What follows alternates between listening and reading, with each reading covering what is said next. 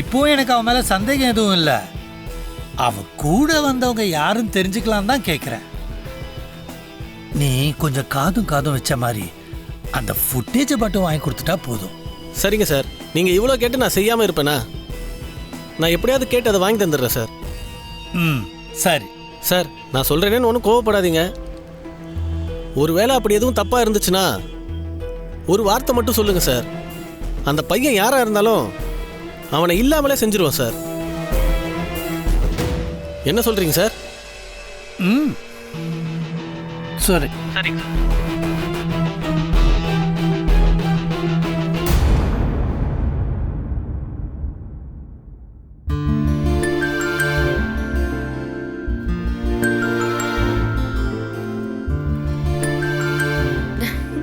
அப்பா ஏம்மா